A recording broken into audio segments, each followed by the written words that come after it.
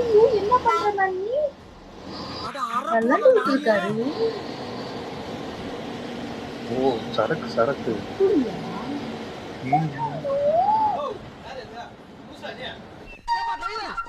இந்த மாதிரிதான் பண்ணிட்டு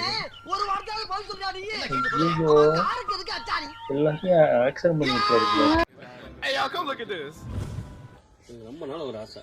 மாடு இருக்குல்ல அதை பிடிச்சிட்டு வந்து ஒரு அலுமினிய கொண்டு அவ்வளோ பெருசு ஒரு 2 குடம் பிடிக்கிற மாதிரி அந்த எடுத்து வந்து அதில் சர்க்கரை கொட்டி 2, 3, 4, 5 கிலோ சர்க்கரை கொட்டி காய்ச்சல் 2 கிலோ கொட்டி அந்த 2 குடம் தண்ணி ஊற்றி கலக்கிறோம். கலக்கி விட்டு மாடை பிடிச்சி வந்து குடிக்க வைக்கிறோம். மாடு குடிச்சோடனே பால் பீசும் வெறும் காப்பியா வரும். ஆளுக்கு ஒரு கிளாஸ் கொடுத்தாங்க. நம்மளால அந்த என்னமோ அறிவா சொல்லிட்டு இருக்காங்க. எவ்வளவு பெரிய ஒரு விஷயத்தை கேட்டிருக்கேன், இதுக்கு போய் உதைக்கிறாங்களே.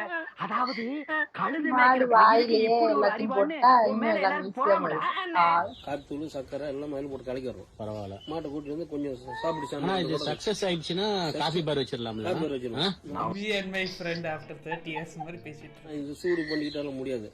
மாட்டுக்கிட்டே போட்டோமாவே அதை குடிச்சிடும். பால் காரணமா காப்பியா வந்துடும்.